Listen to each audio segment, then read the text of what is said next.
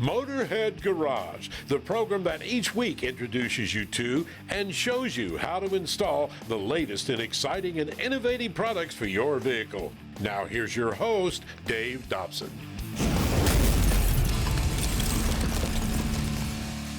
Motorhead Garage is presented by DragonfireTools.com. All right, Motorheads, forget everything you know about bump stops. Well, you're already done? That's right, because nobody thinks about bump stops. A lot of people don't even know what they are. So Curtis, explain to me what a bump stop is and how it works. The bump stop's intention is to prevent the shocks from overcompressing. Most bump stops are frame mounted, and as the suspension travels upwards, they'll make contact with this. And from the factory, the only intention is to prevent metal-to-metal contact. For most on-road applications, it's sufficient. Toyota puts this void in their rubber bump stop to give it a little bit of progression. The truth is, it still feels rock hard on impact and not very efficient. So you're not hitting metal, but it feels like you are. Yes. With the OEM. So you've improved on that here at Duro Bumps. Explain how yours is different than the OEM. Well, our bump stop is slightly taller than the OEM bump stop, with the intention of it compressing under load to slow the up-travel inertia prior to providing the ultimate stop. Most of our customers don't realize they've engaged the bump stop because we're doing such a good job slowing down that wheel travel, and it really provides smooth, progressive engagement and dampening. Well, how do you do that? Well, all of our bump stops are made with several different layers of rubber that are a different durometer. Durometer is the firmness or softness of rubber. This particular bump stop has 3 layers of rubber in it, and that's what allows our solid mass of rubber to compress more similar to a coil spring.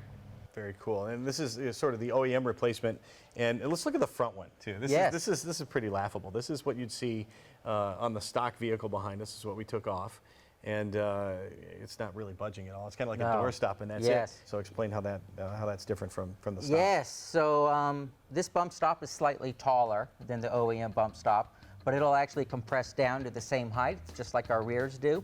Up front on these Toyota platforms, this guy's doing magic. You notice this in town, driving across railroad tracks, potholes. This will save your shocks from overcompressing and damaging them. A lot of our customers invest into aftermarket suspension, spend a few $1,000s on their shocks, but there's no insurance for that shock. Duro Bumps are insurance that protect your shock, protect your investment from overcompressing, which prematurely blows out the shock seals. Now, this is for the Toyota.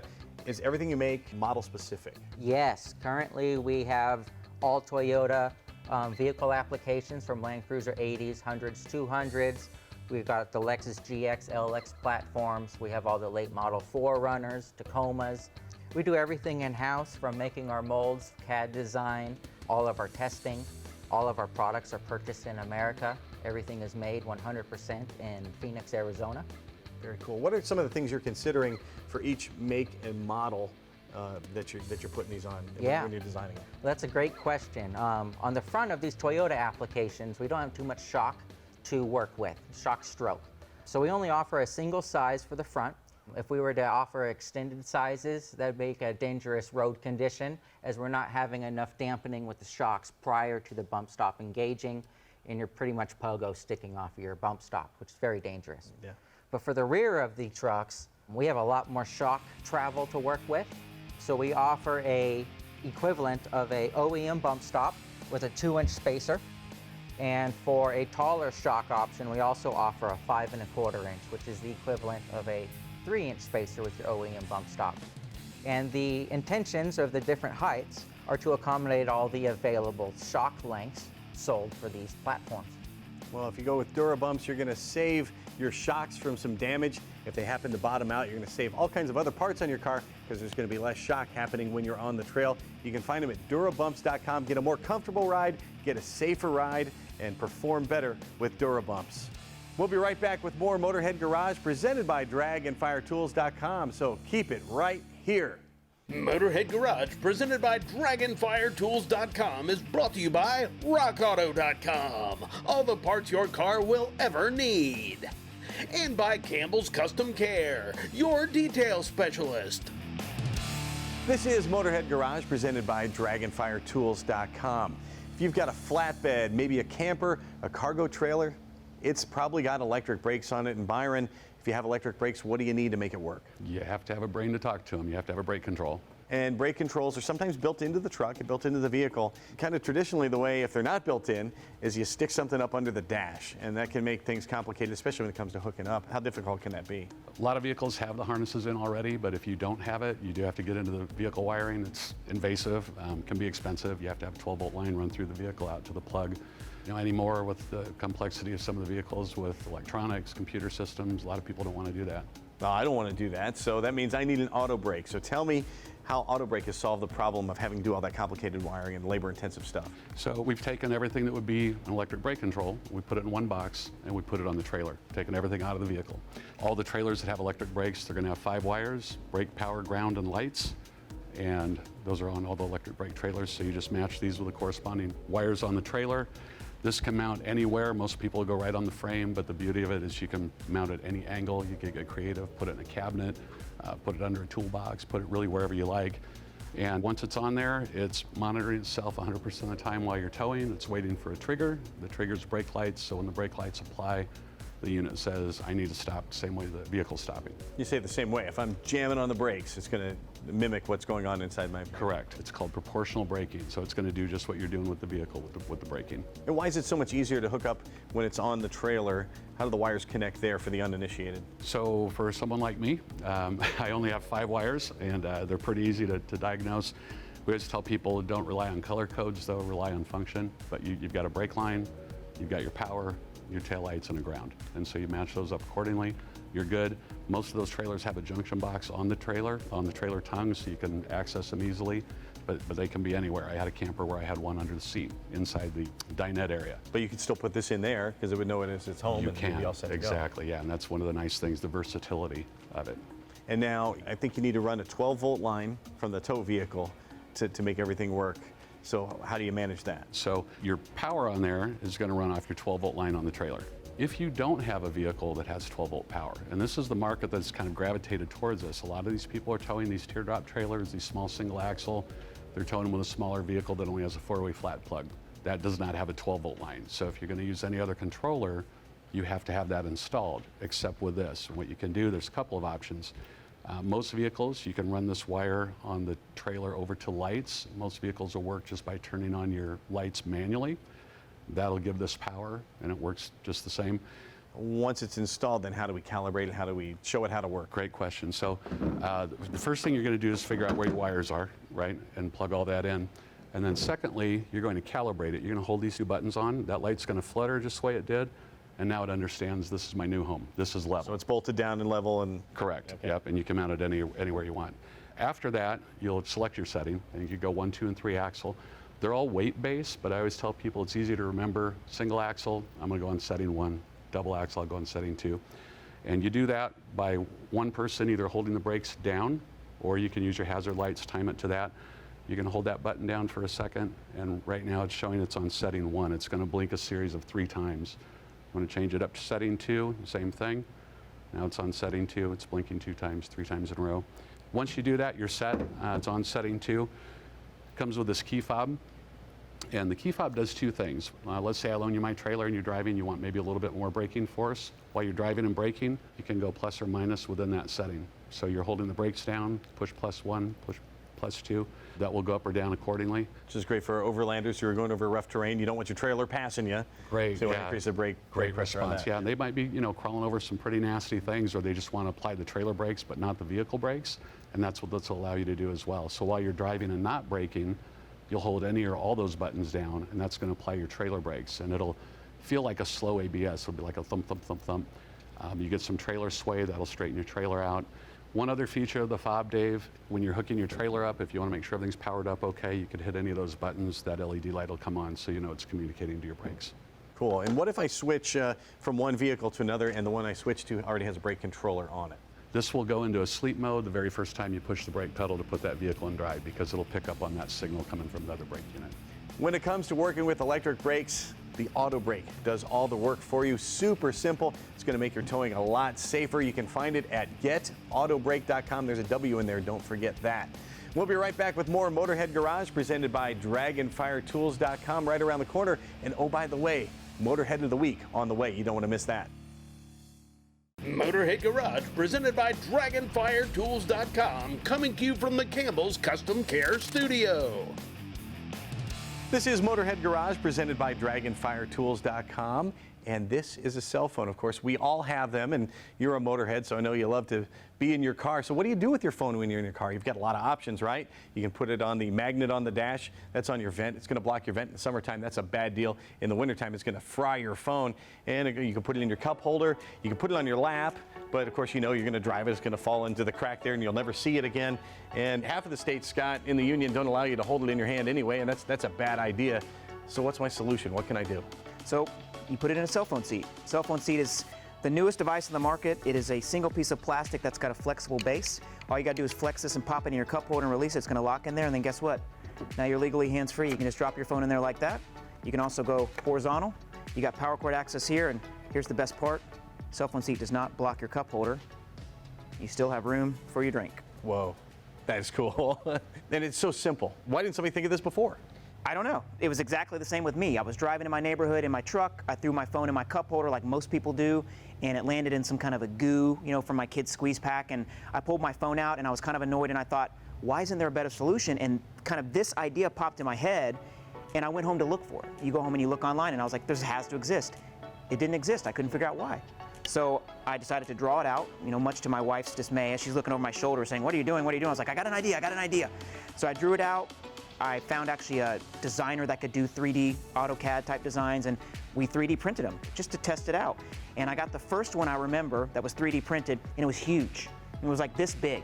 And the guy that was kind of helping me with the designs felt bad. He's like, I messed it up, it's too big. I was like, no, send it, let me see it. I need to know if this works. Sure enough, I put the big one in my cup holder. Even though it was giant, it worked perfectly. So we kept going, and as you can see now, we have the final version. It took about 6 years to actually get this just right. But now we have a universal cell phone mount that fits in about 90% of vehicle cup holders, holds pretty much any phone, phones with cases, any type of phone, phones with accessories, pop sockets, loopies, doopies, sloopies, whatever you got.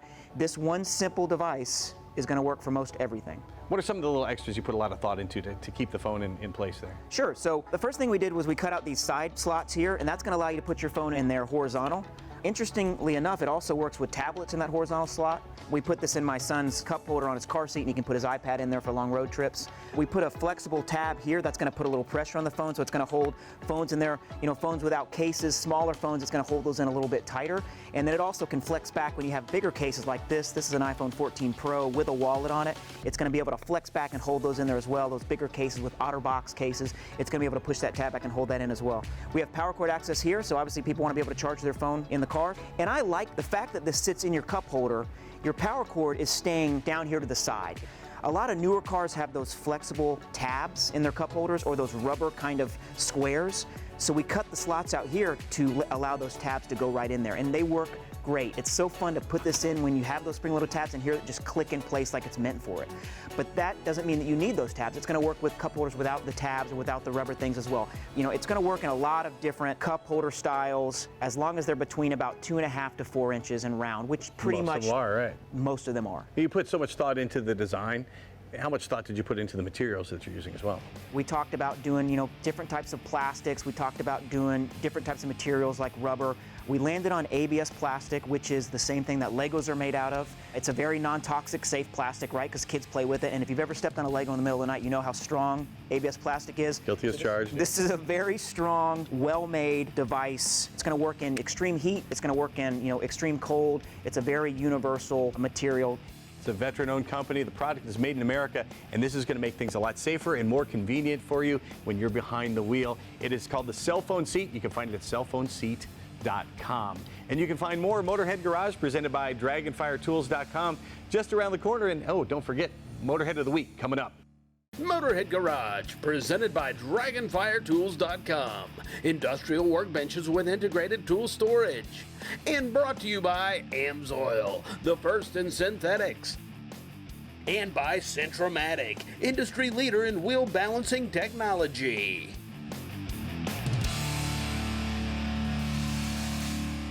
At Rockauto.com, you can find all the parts your car will ever need and at reliably low prices, including CV axles from FVP, and of course CV stands for constant velocity. Sherry, what are some of the signs that my CV axle might be going bad? popping and clicking when turning, clonking when accelerating, as well as growling and humming, and maybe a split or cracked CV boot. All of those things could indicate you need a new CV axle. And of course, the CV boot holds in all the grease, so when that goes, you're going to need a new CV axle. So when I choose one, why should I go onto rockauto.com and choose FVP? Easy. They're made to match the original OE attributes, and they're designed to reduce NVH, which is noise, vibration, and harshness. You know, it's an ever-evolving world when it comes to CV axles and a lot of components on vehicles. So what are some of the things that are trending when it comes to CV axles? Drivetrains, especially on SUVs and crossovers, because they're more powerful and complex, even more so than 10 years ago.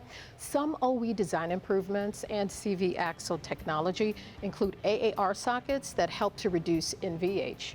An AAR socket is an angular adjusted roller, and it accompanies the standard tripod socket design. Some European applications use an 8-ball socket design. You get better strength and durability with those. Also, many of these applications use a flat spline design to help reduce NVH. And I know I'm talking about noise, vibration, and harshness a lot, but it's one of the biggest complaints from customers. And now, many OE axles incorporate a hollow tube design to help reduce torque steer under hard acceleration. How does it do that? So torque steer, of course, you know, is when you're doing a hard acceleration and the car pulls right or left. The hollow design, it's flexy, it's bendable, it absorbs the energy, whereas before with one that's solid, it doesn't absorb that energy, and so you get that boom. What are some of the things I should consider when I'm buying a new CV axle? So make sure the replacement CV axle includes all new OE quality materials like neoprene or thermoplastic elastomer or TPE dust boots, plus stainless steel clamps. All that better protects against deformation, stretching, and corrosion. A lot of technology goes into these, so how is FVP evolving with the industry? So all FVP new premium CV axles, they follow continuous evolving OE design trends that ensure that our CV axle assemblies have the same OE properties to help restore OE performance and durability. You can be sure that axles from FVP are at the top of the heap when it comes to technology and evolution, and you can find them at rockauto.com.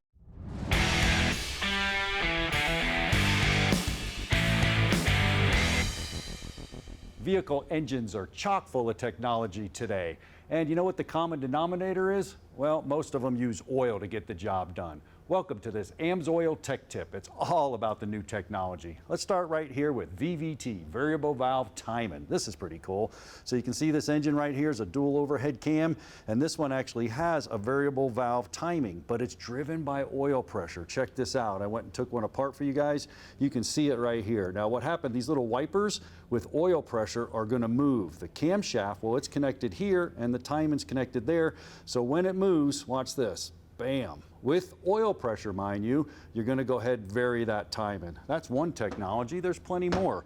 Right here you can see I actually have an oil-driven timing or chain belt drive right here. This is actually a pressure tensioner that's going to hold tension on those belts and chains with oil pressure. You don't have oil pressure, the right pressure, man, you could jump some time and you can bend a valve, not a good thing. Another one, direct injection right here. Direct injector pump, even on gasoline direct injection, up to 3,000 to 6,000 PSI. It takes a monster amount of pressure to go ahead and push that in. Once again, oil has to lubricate that.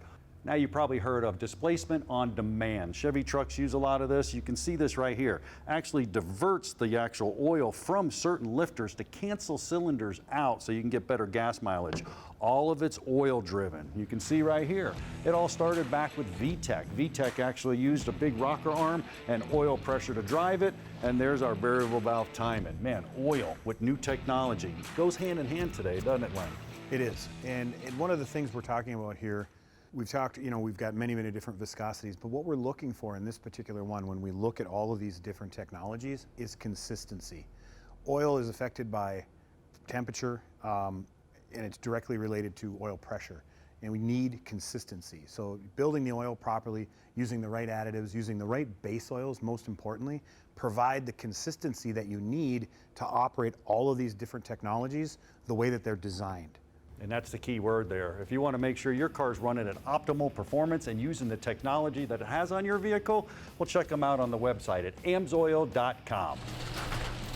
Now, you don't have to be a rocket scientist to be Motorhead of the Week, but it doesn't hurt if you are a rocket scientist either. Jeff Fox is an engineer at NASA, and he has been for 39 years. And when he's not working on real rocket ships, well, he's working on his own rocket ship at home. It's a spot-on replica of a 1967 Shelby GT500.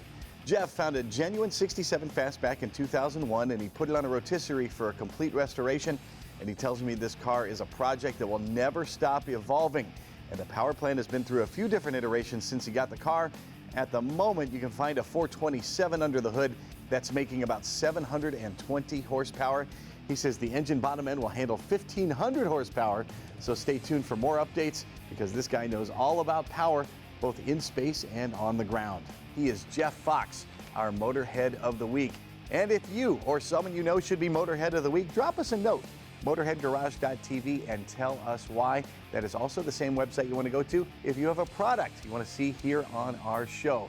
From our crew here at Motorhead Garage, presented by Dragonfire Tools.com, we'll see you next time. So long, and drive safely.